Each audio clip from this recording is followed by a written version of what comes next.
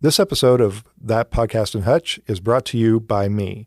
If you'd like to learn about how you can sponsor future episodes of That Podcast in Hutch, please reach out to me at thatguyandhutch@gmail.com or through my social media channels, which are also That Guy and Hutch. Thank you.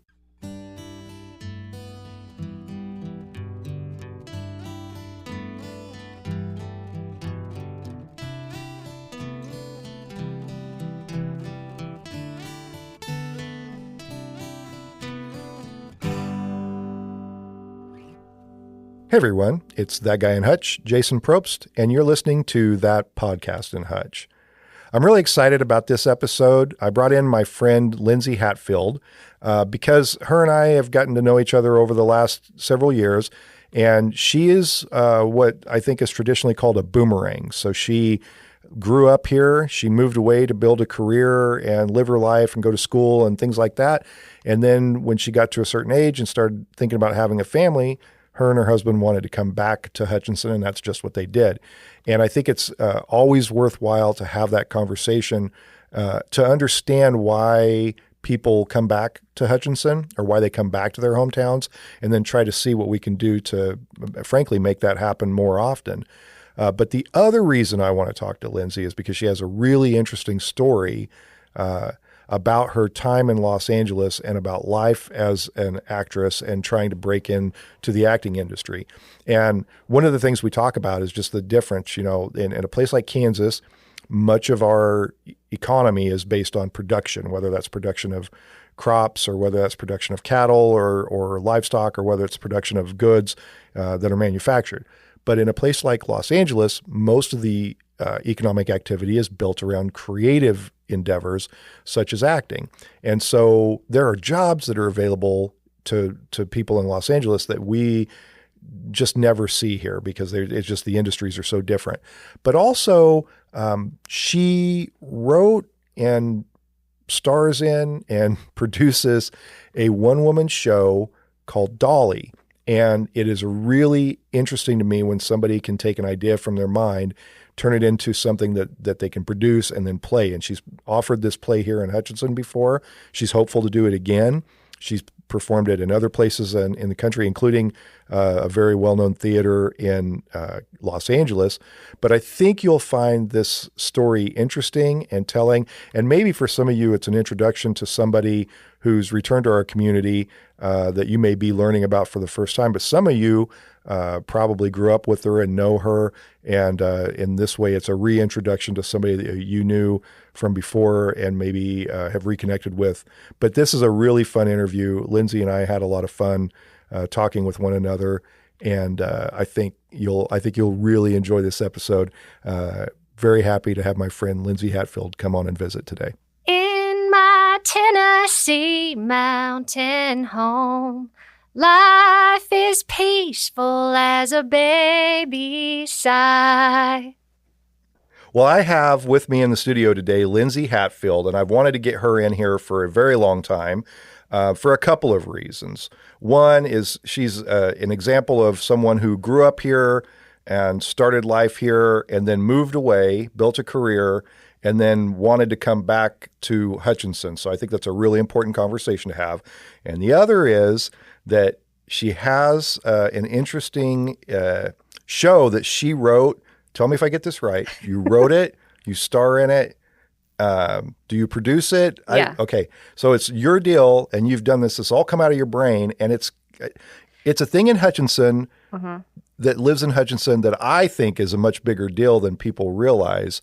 So it's Lindsey Hatfield here. Thanks for coming in, Lindsey. Yeah, thanks for having me. Yeah. So talk to me about growing up here. You went to Buhler schools, and I run into people all the time that say, or you tell me I went to school with so-and-so. I'll mention somebody, and you'll say, I went to school with them. And then Yeah, you were just telling me about your last guest. I went to school with her husband, Weston.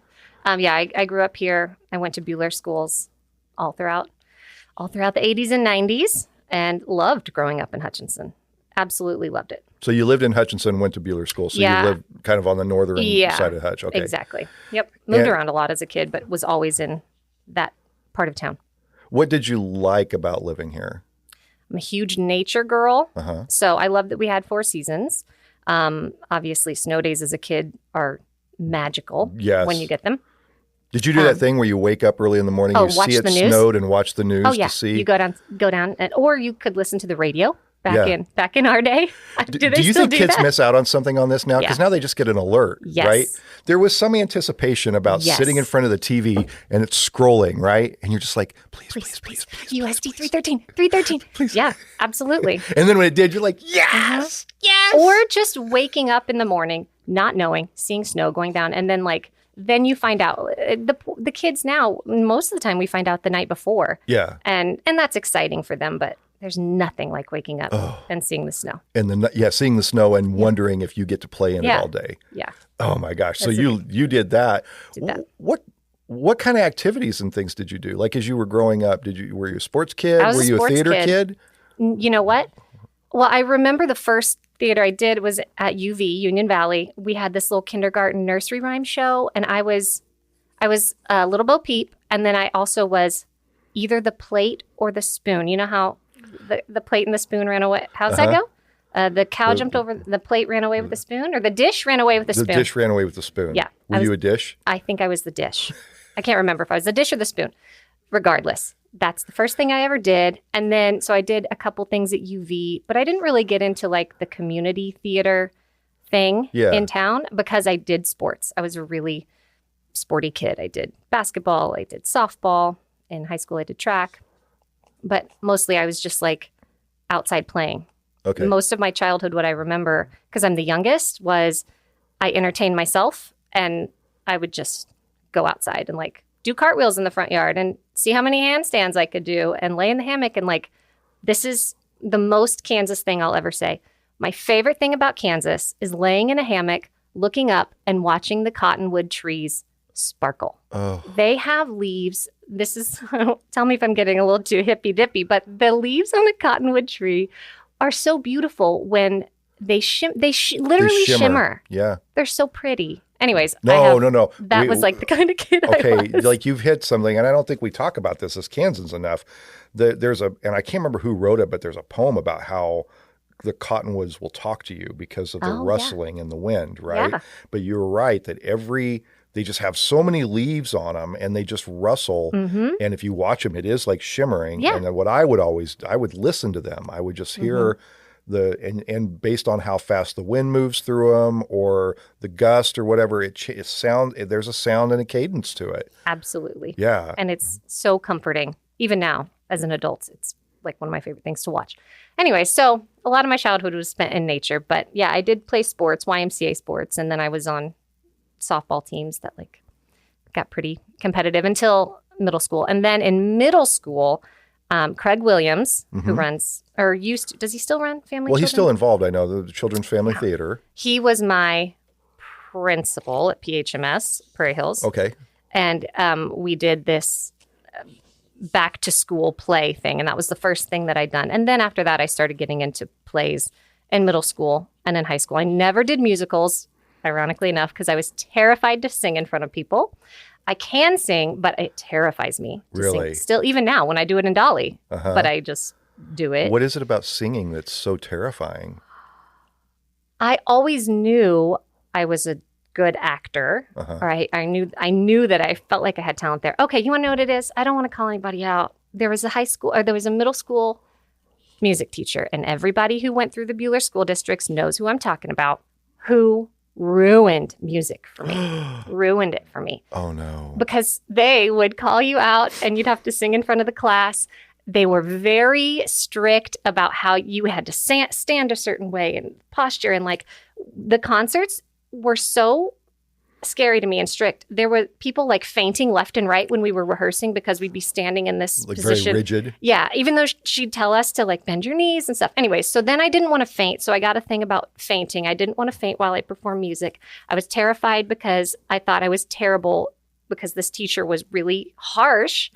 I think just wanted the best, had high expectations, right? Which is fine. It's great. Was not for me at that time. And so then I stopped doing chorus in middle school and I did general music. She never looked at me the same. I could tell I let her down so much by getting out of course because I think I could sing. Yeah. But something about it, I was just like, nope, I am exiting. I am not doing this anymore. And then I didn't sing again the rest of high school. Wow. Except in my car. Yeah. Yeah, just on your own, right? Where you don't get the judgment and right. I did band. I did band all throughout high school. I played clarinet. Did you play? Clarinet. Okay. Loved band. I was like always vying for first chair and doing the things where you, if somebody, they had this thing where you could challenge somebody. Do you remember this? Oh, yeah. This is how it worked for me. Yeah. Yeah. I played saxophone. Oh, nice. And I always was fighting against Carrie Scott for first chair. It was like her and I were first and second chair, and we'd challenge each other repeatedly. And same. And somehow we just didn't hate each other. No, I didn't. Yeah. No, yeah, I didn't. Just what it was. I think mine was Katie Phillips. She was a year younger than me. She was really good. Anyway, she kept challenging me, and that was always such an interesting experience. But I did band. So in high school, I did band. The only sport I did in high school was track. I really took more of an artsy interest in high school. I did band and plays, and then. So you did after middle school. You were more like you kind of moved more into the theater and acting and that field of things, right? Yeah. By the time I was in middle school, I knew that that's what I wanted to do. Okay. Yeah. What was it about acting that you liked? Or theater? Yeah. The first memory I have of being like, oh, that's what I want to do was watching Grease, which when I was a kid, I watched it way too early because it's not appropriate. Not necessarily age appropriate. I also watched a lot of not appropriate movies. Like my favorite movies are Roadhouse and Dirty Dancing. Oh, yeah. Well. And you saw those at what age? Very young. Okay. My mom loved Patrick Swayze. And I mean, whose mom doesn't? Who doesn't? He's great. Anyway, so I saw Grease and I think it was just exciting to me to get to play a different person, totally get into that character and like the costumes and everything about it seemed fun. And I'm sure, honestly, it was an escape for me as well.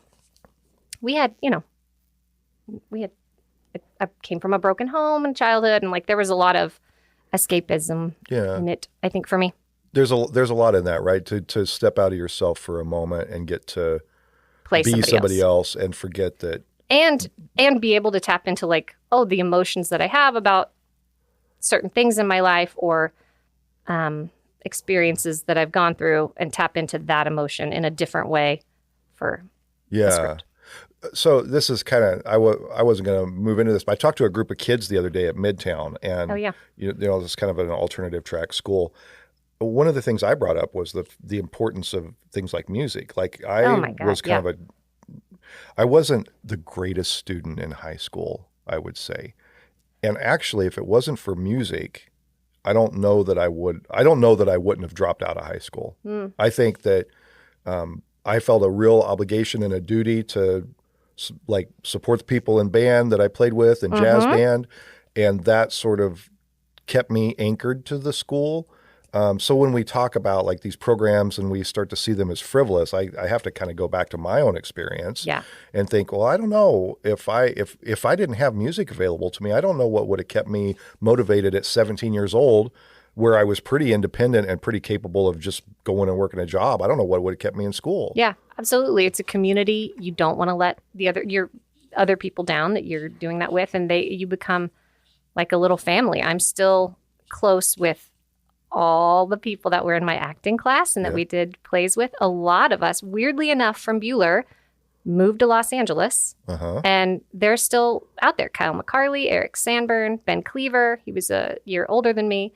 We all did plays together, and everybody kind of moved out. We all moved out at different times. I was like the earliest to go, and then they came later, but now they've set up their lives and are still doing stuff out there in LA. Okay. Yeah, Kyle does a lot of voiceover.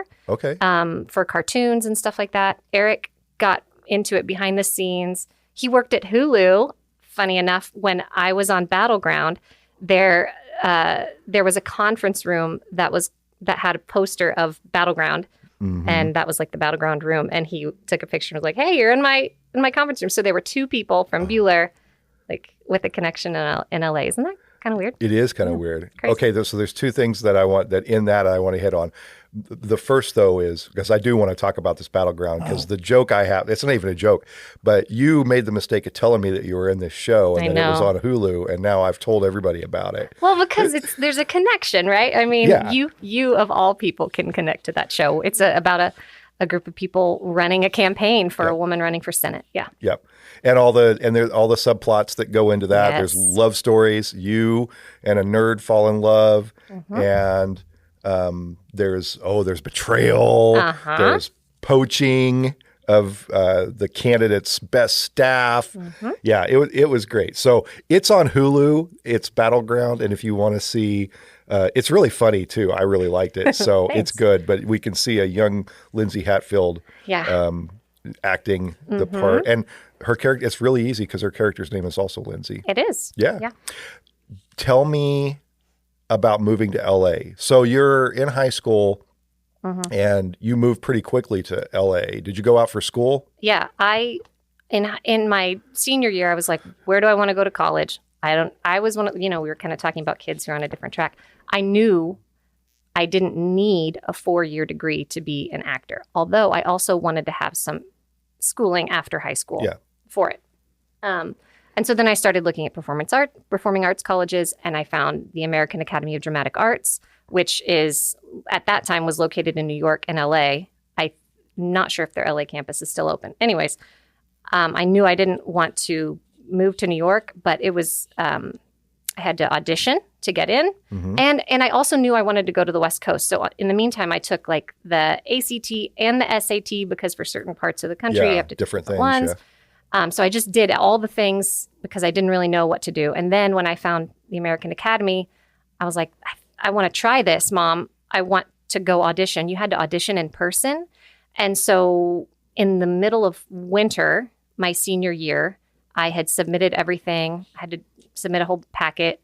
And then I got an audition date in March of 2004.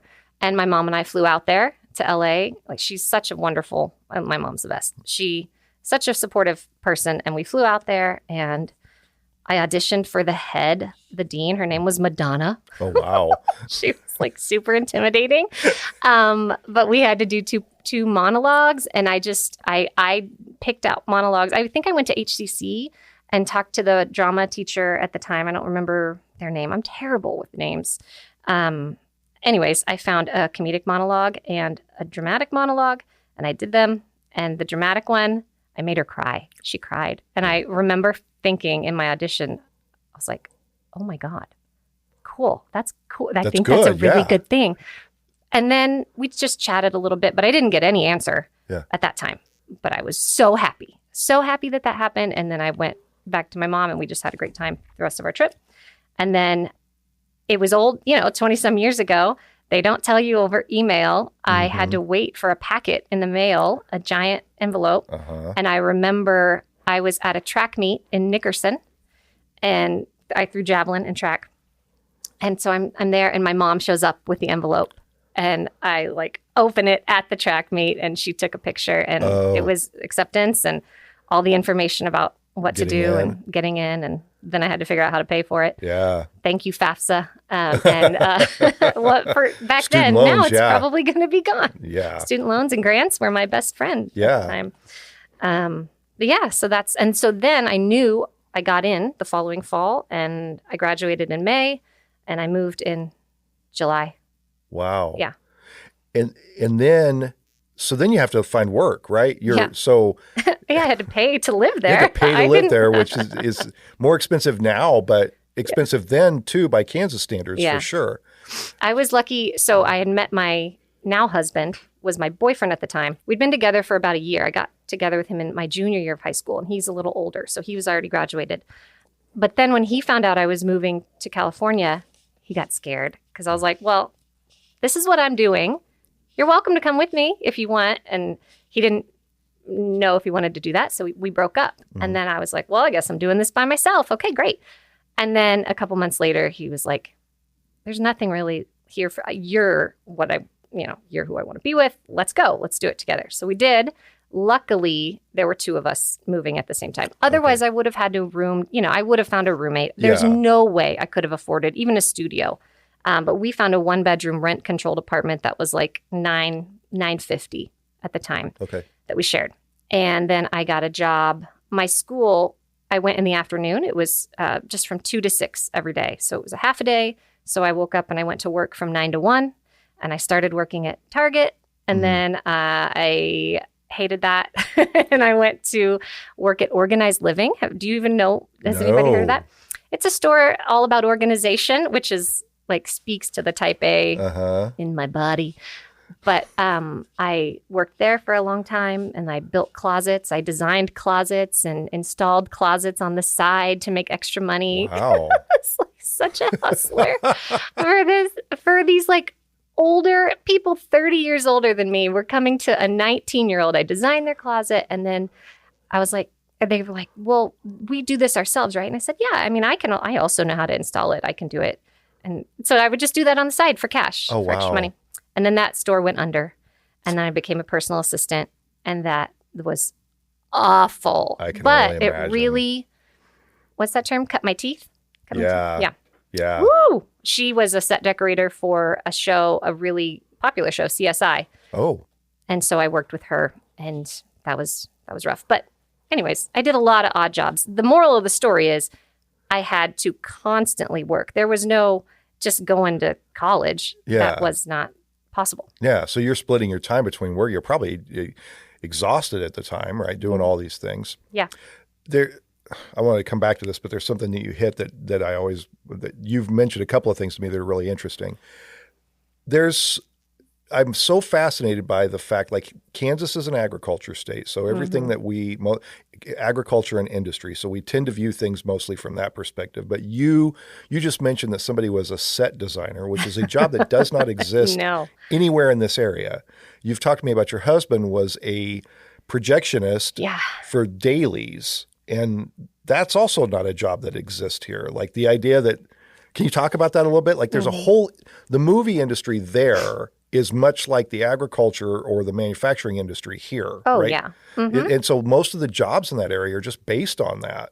So much. Yeah. The industry. I mean, and now, unfortunately, the industry is kind of moving out of Los Angeles because so many other states are offering incentives to film in. So while it's still there, it's like not as great as it used to be.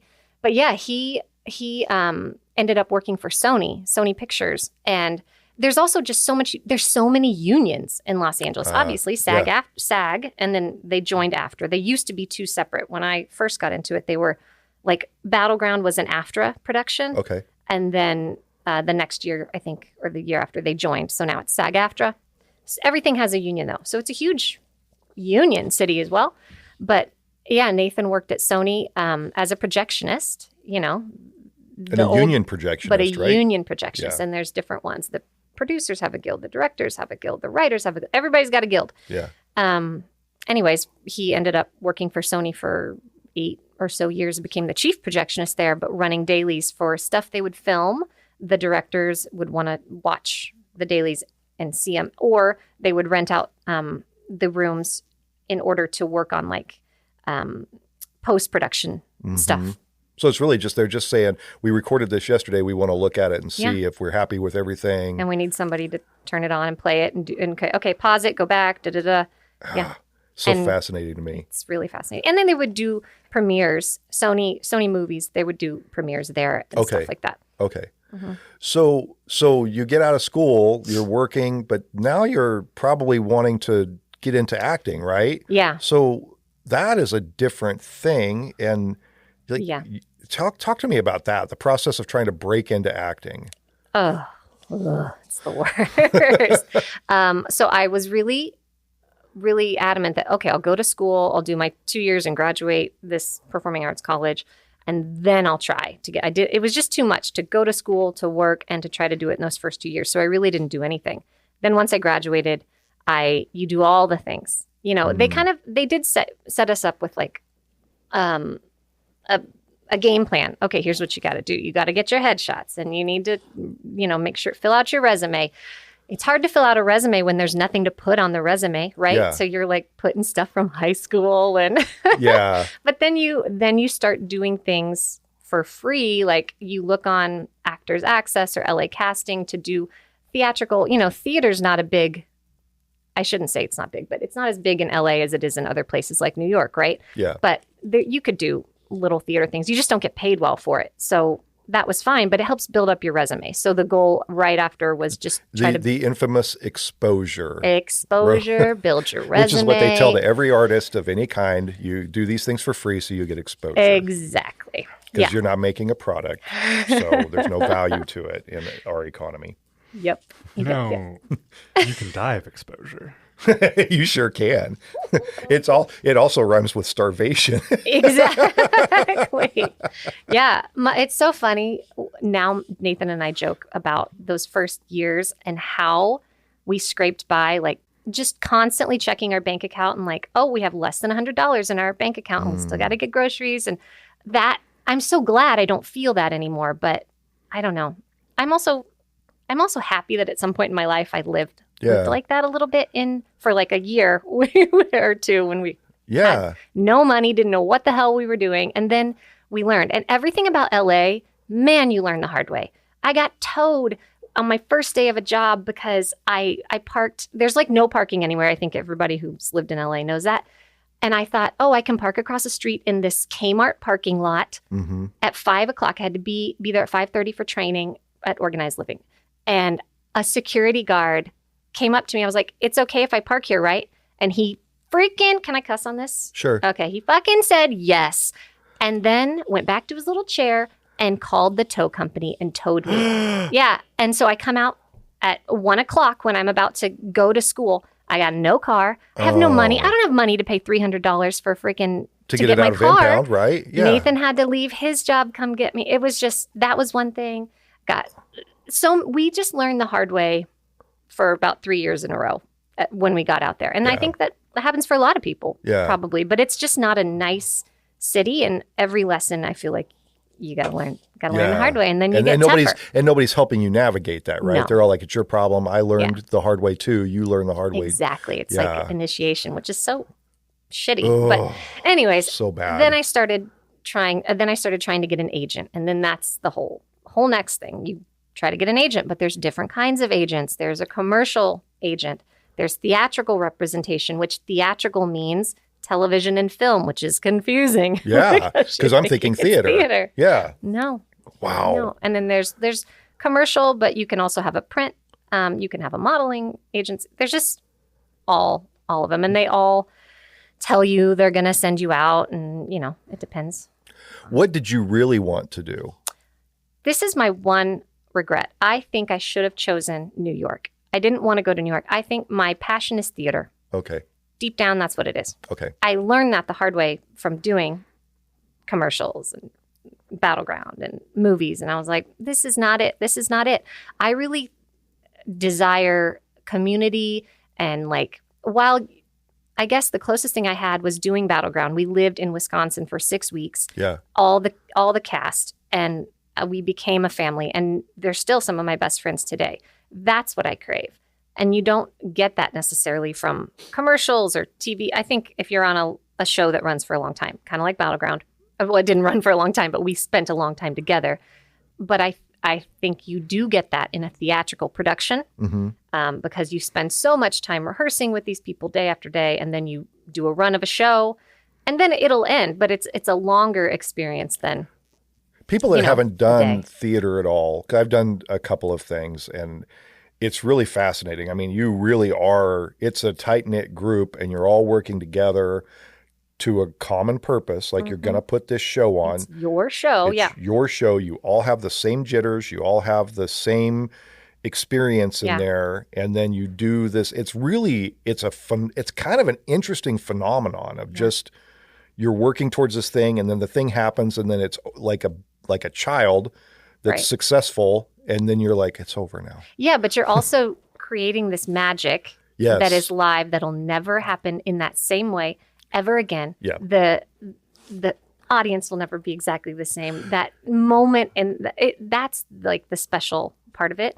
And that's also still what I love doing now with like Dolly, but I did a stage 9 production here when we moved back, and it's just as great. Like we became a little community, and then I did some improv at stage 9. Yeah, it was just there's just nothing I love as much as theater, which does not pay you well, No. and also didn't exist in LA. So I did commercials and short films and Hulu and all that stuff, but it wasn't ever. It was fine. It wasn't lucrative. Wasn't lucrative. I always had to have a second job, which is, by the way, the majority of actors. Like, this is what makes me sad about it is I have a lot of successful friends. I have one of the guys, Tack from Battleground. Mm-hmm. He has gone on to be a star essentially, and he has been in multiple Dick Wolf shows, the producer or creator, and he's been the lead. And so he's been working consistently, but still struggles with that. We all have the fear, but it doesn't go away when you get to the next upper echelon is like, what's next? Okay, this ends tonight. I gotta book another thing. Like, I think as somebody who struggled for a long time, I was thinking, okay, when I get this, it'll be okay. But that doesn't go away. Then you get the thing and you're like, okay, but I need to book another thing, or I need to get a bigger role or more. Well, you said something about, it really hit me because I've been in the same situation before too. The thing where you've got to like check your balance of your bank account before you go use your debit card because you just don't know. And you have to do that to like, because you're like, I don't want to swipe this thing at the grocery store and have it come back declined. And then I'm the person now that has to go put my groceries back because I wasn't aware of how little money I have in my account. Yep. And I think people who don't have that experience ever in their life don't understand how that affects a person, right? To know that you always have that like in the back of your mind that there was a moment in your life where you weren't sure how you were going to make it. You weren't sure that you had enough money. Didn't have backup. My parents aren't well off. Like didn't have backup. So that was definitely a struggle.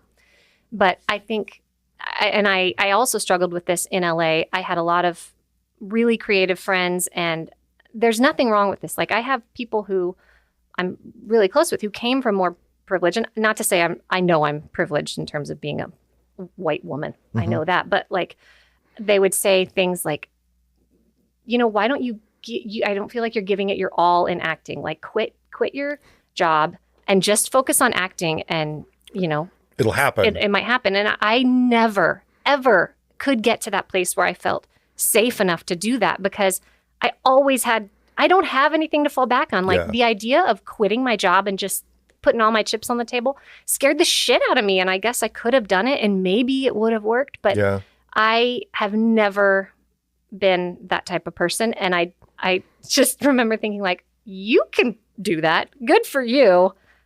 I can't do that. I have to continue having my normal day job where I make solid money. Yeah. To survive. I think that's the experience of most people, right? Yeah. I mean, there's always we kind of hold up like the just shoot for the stars and whatever. But I mean, there's a lot of people, most of us actually, who never can let go of the rope because that we have to. We don't have an option. Mm-hmm. Yeah, we have to. We'll lose our house. We won't have food. We'll be on the street. All those things. We'll lose our insurance. Lose our health insurance? Right. Yes. Oh, man. It's all these things. I didn't have insurance for so long. So many years. Yeah. I was never on my parents' insurance after high school.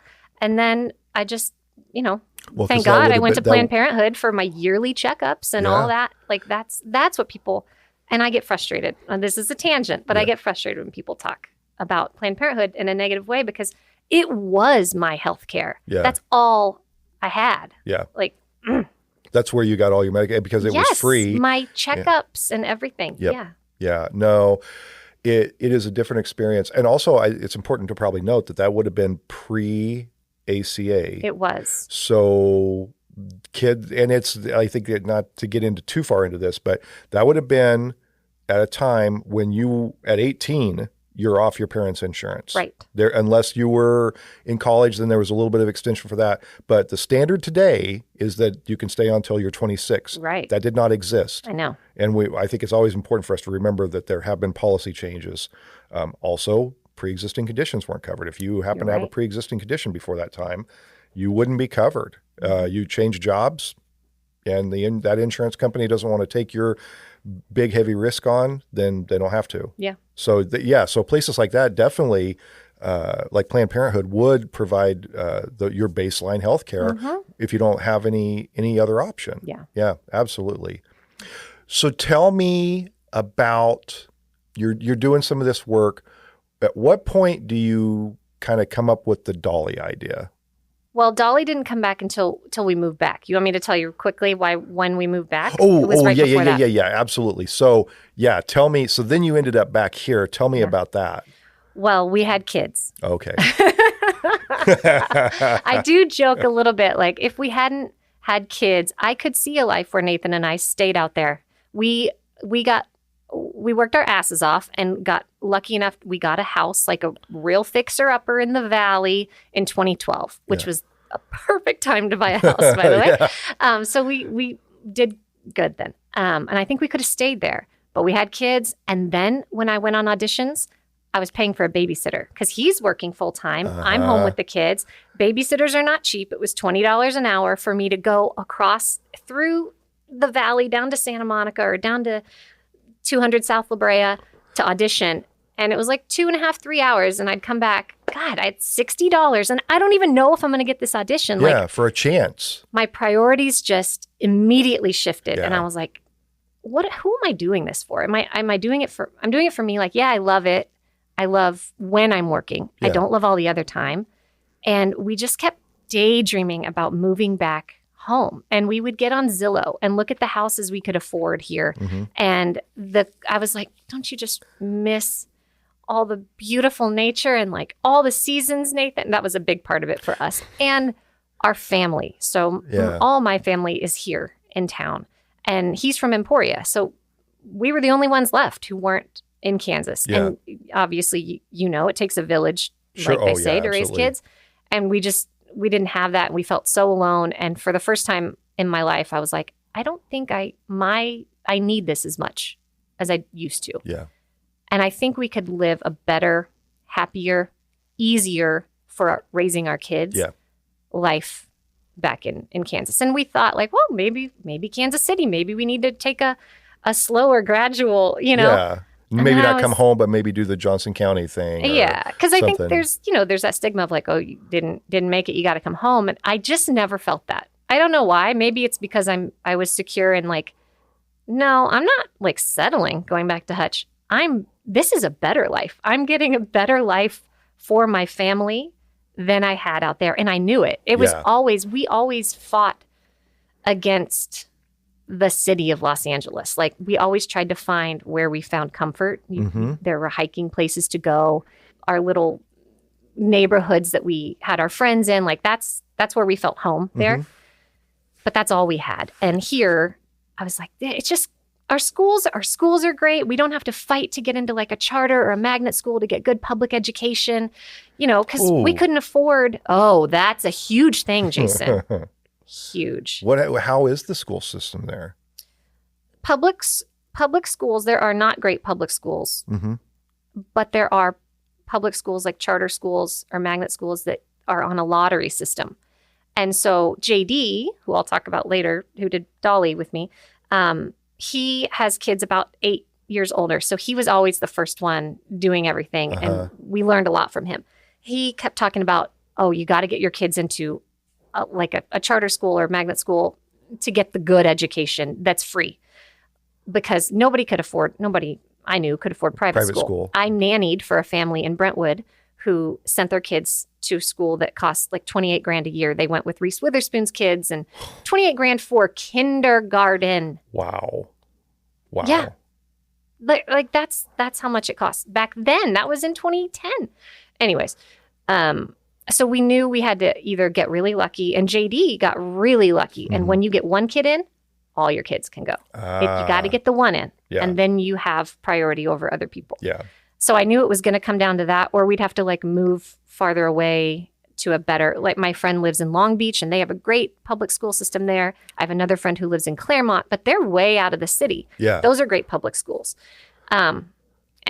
but I also knew what I grew up with here, and I really enjoyed my education from Buhler. My kids go to Hutch now, and there's reasons I sent them there, obviously, but I just knew they were going to get a good education. Yeah. Here, number one. And without the fighting. Without the fight. Without the fight and the lottery and the stress of worrying about, do I get this kid in? And then if they don't, then you have to go to another school and do that. Yeah. Yeah. And, there were also things there were pros and cons the whole way. I thought, okay, they're not seemingly going to have as much culture in Kansas, right? Like statistically, there's much more diversity in Los Angeles than here, which was a benefit for living in California for us. It never hurts to be surrounded by more diversity, So I thought about that, but then there's a ton of diversity. Our kids go to Allen, and I just really love. Yeah, I love. And you're involved with the PTA there, right? PTO, yes. Okay. I date myself. I always think of Harper Valley PTA. Does anybody know that song in here? Oh, yeah, I know that song. Okay, great. I'm PTO vice president of Allen. So, and I saw Miss Stacy Goss the other day. She was touring, thinking about maybe bringing her kids there. Oh, so shout out, nice. Stacy. No pressure, but you should send your kids to Allen. It's a great school. Good deal. So what year did you move back then?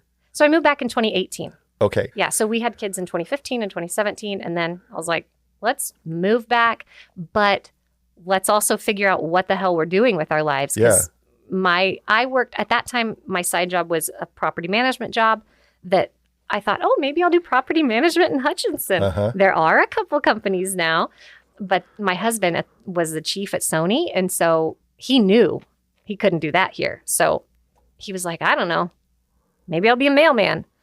Maybe I'll get outside and just walk around. And he became a mailman when we moved back for a while.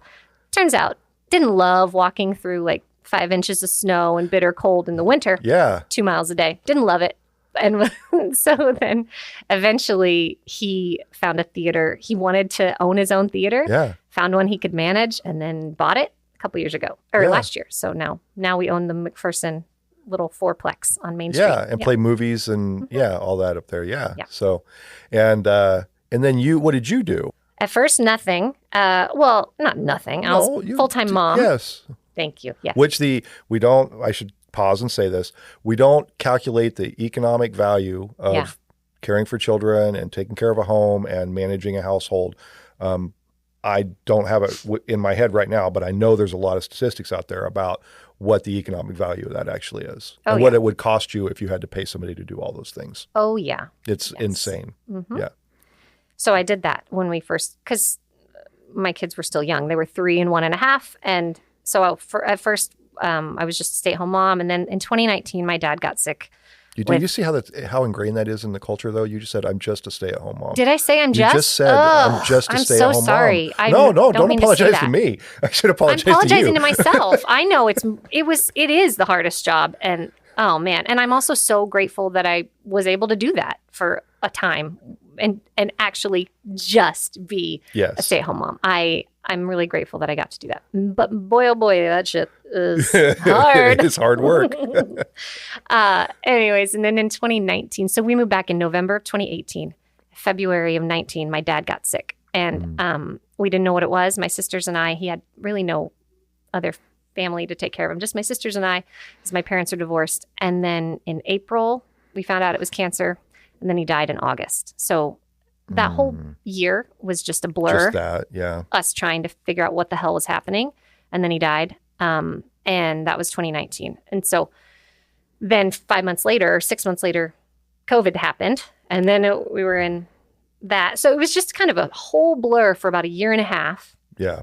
And then in 2020, during COVID, is when J.D. Walsh created Battleground, the show that I was on. Yeah, that's on Hulu. It's on Hulu, yeah. Okay. And we've stayed friends and stayed close. He's definitely, obviously he's a friend, but he's a mentor to me hugely.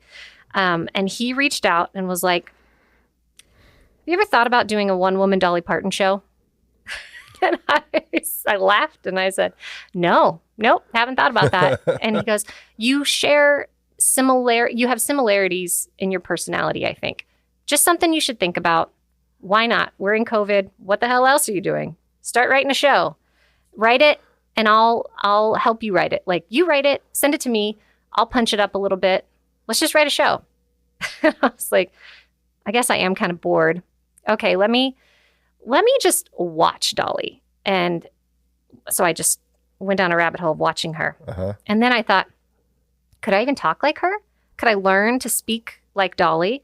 And so that's really all I started with, was figuring out if I could even attempt to do her voice. And I did. I started that. And then I read her autobiography.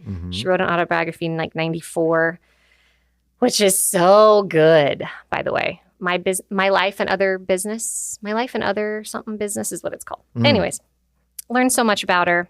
And then, I already loved her. I think the reason he thought it was because years before in an improv show, I'd worn a shirt with Dolly that said, "What would Dolly do?" Okay. And that was 10, 15 years before that. And so I don't know if that just stuck in his head. But anyways, I started deciding like, well, how would I create the show? What's the structure of it going to be?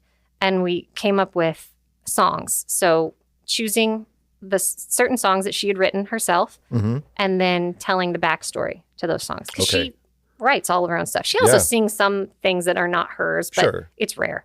And so then I just picked out songs and did research and learned the backstory. A lot of it was from the autobiography, or I listened to podcasts. She had Dolly Parton's America at that time was a podcast, and listened to interviews and just did research and then told the story like I was Dolly. And I would write it, and I tried to make it funny, but JD's really funny. And so he was great about punching it up. Okay. Yeah. So I would send him those, and we just went one at a time, writing a story about a song. And then I would memorize it and I would perform it for him. We would just Zoom. We Zoomed for like 2 straight years. Which is how everything had to happen. Any collaborative project, that's how it happened at that time, right? Yeah. And Dolly was fully over Zoom. That's how we built her. And so we started in 2020, March or April, and then had decided, I think I want to try to put the show up in Hutchinson in 2021. And we picked a date, and that was what I needed. I just needed a date so I could figure my shit out. Yep. We did it in November. And so really I would do, at that time there was no singing in it. It was just the stories and her, and we took a little bit of a creative process. Like there's a parts of it that we've embellished. So for dramatic purpose, in the show. Anyways, we worked on it, and then I premiered it at Stage 9. Here in town. In November. We did it. We had a preview night, and then did it on Friday and Saturday night, and to like sold out shows, and all my family came and friends, and it was so much fun. It was. Oh, I bet. It was such a fun time. And I've been thinking, and then we've done it since then, but I've been thinking I want to kind of bring it back, only because so many more people now kind of know about it who might not have seen it. But because I didn't get to see it that first time. I don't remember why, but I didn't get to see it that first time. So if you did it again, friends. I would get to. Yeah, we didn't know each other then, and now we do, and now we're friends. But I would love it if you did that. Yeah, it would be fun. You've performed at other places though too. Yes. Where else have you performed it? We performed it in Las Vegas at a little theater there. We performed it in North Carolina, and then this last year in 2024, we performed it in LA for the first time because a lot of my LA friends were like, well, we want to see it. You've done it everywhere else. We want to see it. So we did it. But which theater in LA did you play? Upright Citizens Brigade. And what's the story of that theater? Well, that's an improv theater in Hollywood. And I mean, it's pretty well known, pretty well known, right? Yeah. Is that Amy Poehler's theater, right? Yeah. And from Saturday Night Live and various movies and Parks and Rec, and The creative or the artistic director now is Ali Gondor, who I knew from way back in the day. We did improv together. We were on a team in our early 20s, and now he's the artistic director of the theater. He continued with improv and then moved up at UCB. And so we asked if we could do the show, and they had to be okay with it because they have a really tight schedule. They have shows that they do on the regular there, and then they really don't have outside shows come in. So, but he was excited about it, and we did it. We did it one night only, and that was literally all we could do at that theater. There was no other time. So I didn't even get to the theater until the day of. We did tech that afternoon, Explain what tech is to people that don't know theater. Tech is when you run through the show with lights and sound. Okay. And it's the tech, Make sure all the technical stuff works with the technical stage stuff, works. right? Cue to cues, all of yeah. And we hadn't even met the person doing our lights and sound but what's great about the show is it's so simple. We can kind of do it. You can do it anywhere. And I have the OG script that I wrote the cue to cues on when we did it at stage 9. And so I still know like kind of where the lights come up. And when I step downstage here, downstage means to the front of the stage and different lighting there. So it was easy for him to follow, but we did tech. And then I got into hair and makeup and did the show that night. And it was so great because now my day job now is for that property management company that I worked for when I moved from LA to Kansas. I work for them again from home here in Kansas. And so a lot of my coworkers came and like clients, the guys who own that fancy building, they came and friends. It was a good night. And then just random people from Hollywood because, people come to shows there every night. Yeah. Oh, how fascinating. It was really fun. Do you have any other ideas that you want to write or do you have other plays that you want to do? Oh, yeah. You know what? Have you heard of What the Constitution Means to Me? Mm-hmm. It's another one-woman show. I just thought, I have a friend who I went to the American Academy with who's doing it in San Diego. Oh. And I thought, I want to do that show. That would be fun for me to do here. Yeah. Now, I would love to do more plays and stuff. But now that I've crossed the threshold of doing a one-person show, there's just like I give no more F's about it. Like, I'll do another one-woman show. Sure, why not? I've already been up there. It could be terrible. I don't know. But why not? Yeah. I don't know. Why not try? Oh, I love that. Yeah.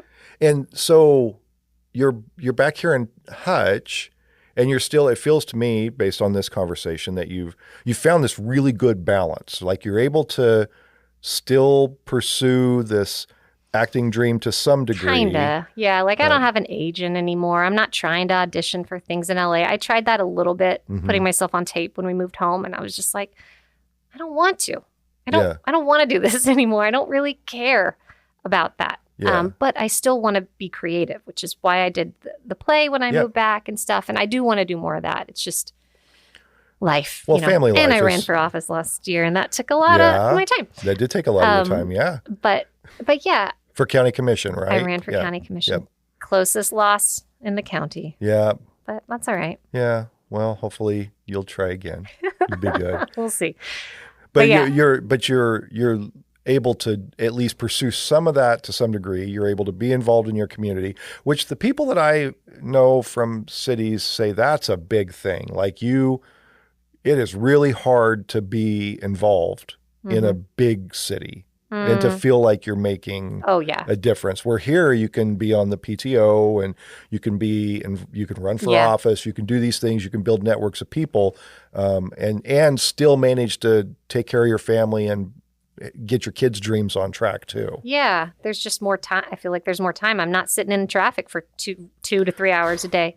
That was another point when we moved home. I told Nathan, I was like, I don't know, maybe I'll run for city council. What's important to me, besides sense of community and like a thing that I do for a job or a creative, passionate part of me is feeling like I'm making a positive difference somehow. I definitely didn't have that in Los Angeles. And you're right. I can feel like that more here. And this is my home. And I talk about Hutchinson all the time. Having come from Denver, Hutchinson is the right size community where you feel like you can make a difference. You feel like you can get involved. You feel like your actions have impact. When I lived in Denver, there's no way I would have been producing podcasts with 2 people who ran for public office, have an impact in a way that just was not feasible for me in Denver. Yeah. Yeah. It's really, in a lot of ways, it's the right size of community to do these sort of things. Well, you've piqued my interest though. You say you see some things you don't like. What are some things you don't like? I mean, do you really want me to? Okay. We can say them, and then if we don't feel comfortable, we can cut them out. I'm gonna make a note right now. Okay. I think the biggest thing is it felt like moving back. This town for years has felt like it's been built around a retirement community. period. That's what it's felt like. And there's nothing wrong with that. But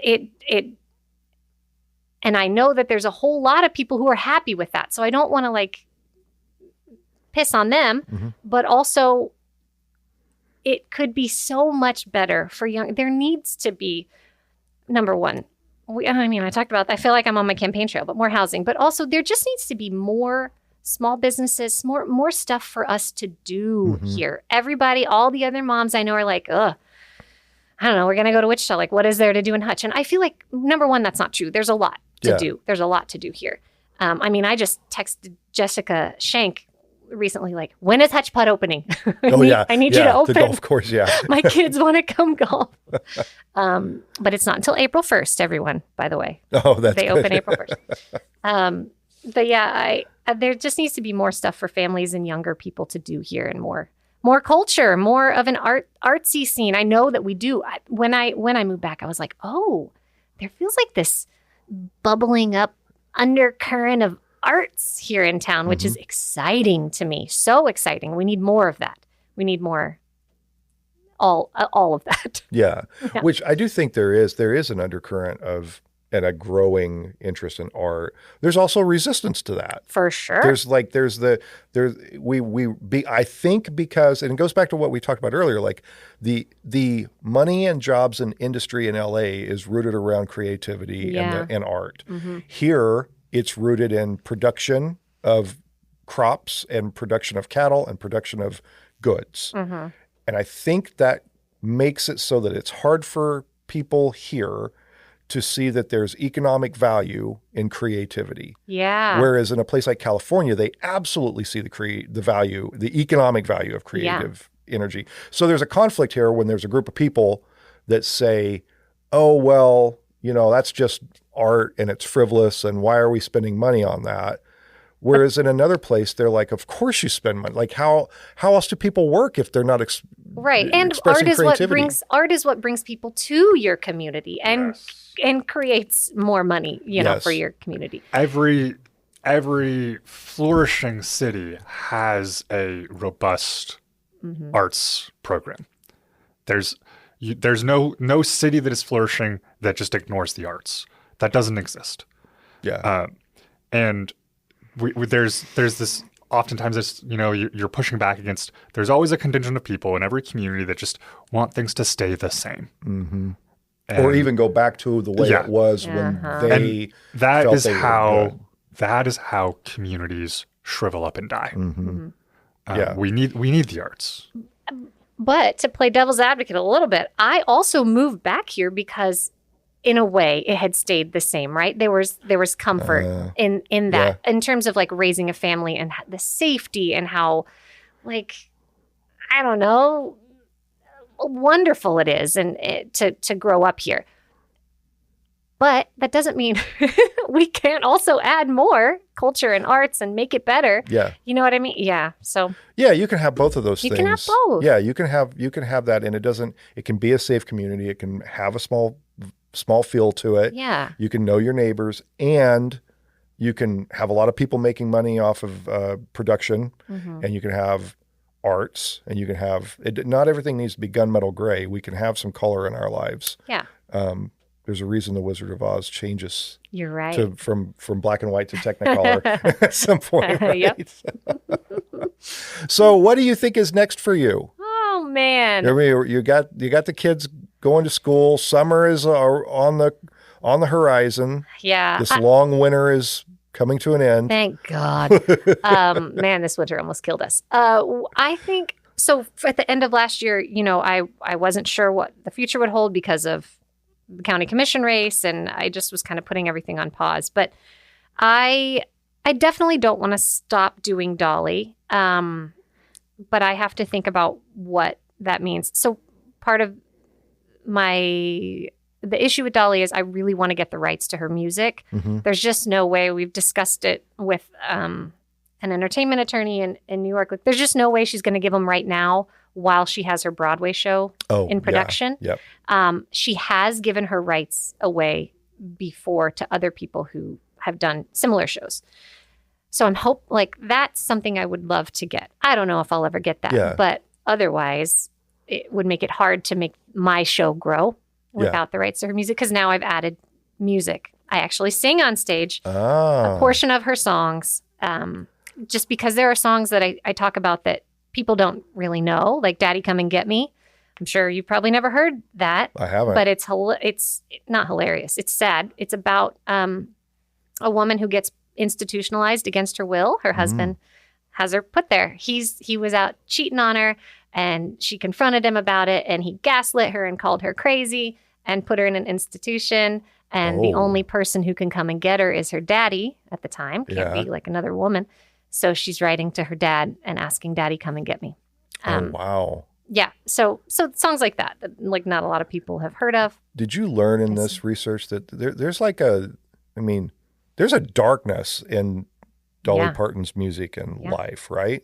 Yes. Yeah. Well, I mean, some she had a hard experiences. life growing up, but also chose to see the bright side of everything. And she's just, can we talk for a minute about, I call her an earth angel. I think she's an earth angel. I think we aren't worthy of having Dolly Parton. She is the best example of a person who has done so well for themselves, but yet has given back so much of her wealth and tried to make the world a better place. And if more people, that's why I had the shirt, what would Dolly do? If more people did that. Yeah. And she truly sees the good in everybody. And if you're going at it from like she's, because she has a lot of faith in God and Jesus. And like, she truly lives a life that I think is a beautiful example of what a wonderful Christian is and stuff. So anyways, love her so much. Well, and she's well known for the Imagination Library. Yeah. Right? So every kid in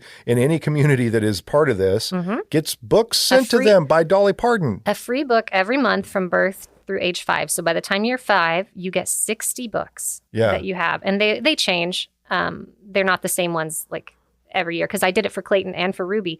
We weren't able to get it in California, so we signed up using my mom's address in Hutchinson. So she would get the books and send them, or when we came home, we'd get them. But yeah, she's just such an amazing person. And so I love I love that my show exposes her in a different light to people. There's a lot most people don't know about her life. And you get to see she's such a strong woman and has always written strong songs from a female perspective. Like her first hit was Dumb Blonde. I don't know if you know that song. This dumb blonde ain't nobody's fool. She's great. And then she had a really controversial song called Just Because I'm a Woman that essentially, have you heard of that song where she's talking about guys can do all this, but just because I'm a woman, I don't get to have sex? Yeah. Like have a dating life where I have sex? So. How interesting. Yeah. No, that's what drew you to her, like the idea that she's like kind of like. She's never been afraid to be a strong woman and to stand up for her equal rights. I don't want to call her a feminist, but she's a feminist. People get mad when you say that. Because really, feminist is, I want equal rights for my gender. It's not like I'm wanting more. I just want equal. That's all I want. But anyway, she wrote a really controversial song called The Bridge. You know about The Bridge? I've heard of that. Yeah, The Bridge is where it's about a teenager who meets a guy at this bridge every summer. Their passion takes over them. They get pregnant, and then he leaves her. And then at the end of the song, she shows back up at the bridge, and she's singing about how she can't believe he left her with this baby in her belly, and her feet are edging closer to the bridge, and she ends it. And she literally, like, the song just cuts off. Wow. And she jumps off. Wow. You're inferring that she jumps off the bridge. Yeah. Wrote that in like the 60s. Wow. Isn't that crazy? Yeah, so she was way ahead of really her time. making these issues. She's raising these issues and these concerns way before today. Way before today. Yeah. Trying to talk about this is the experience of a lot of women, particularly, and she's from Appalachia, and I think it's this experience of women all over the country. But she also brought in the kind of like the country element of this too, that there's like that, because that's where she grew up, right? Yeah. Yeah, and that's the reason she created the Imagination Library. Her daddy couldn't read. Oh. And so that was the whole thought behind it, was she didn't want any other kids to not be able to read, and he felt inferior about that his whole life, even though she knew what she calls horse sense. He had a lot of horse sense and common sense and was a smart man. Yeah. But just because he couldn't read, he always felt inferior to other people, which obviously, I mean, it's a thing that would always be present in your mind about, it would just make you feel bad. Yeah. And probably for a lot of people, that shame manifest as anger or some form of protectionism, right? Yeah. Wow. So really interesting. Before I let you go, I want to see if you'll do the Dolly voice. Damn it. I knew. And maybe even sing a little bit. Oh, Jason.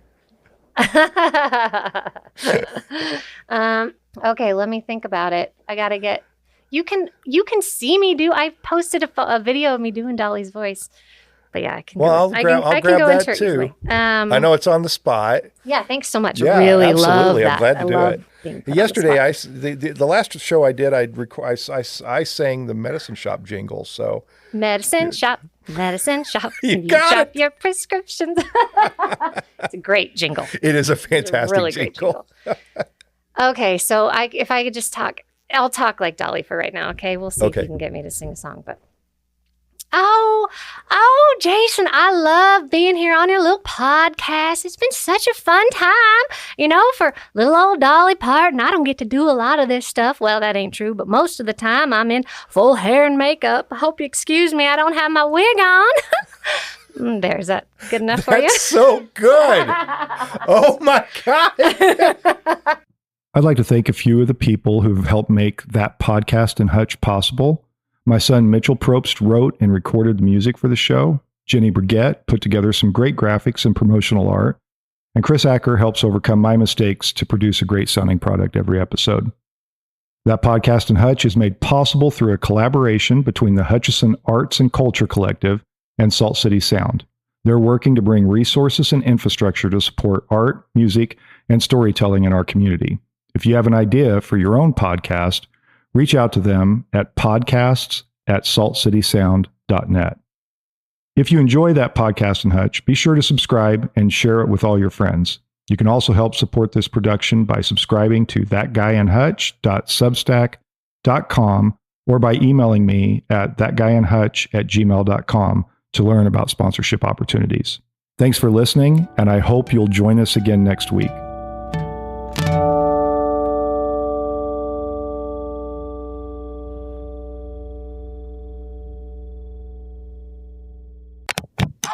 A Salt City Sound production.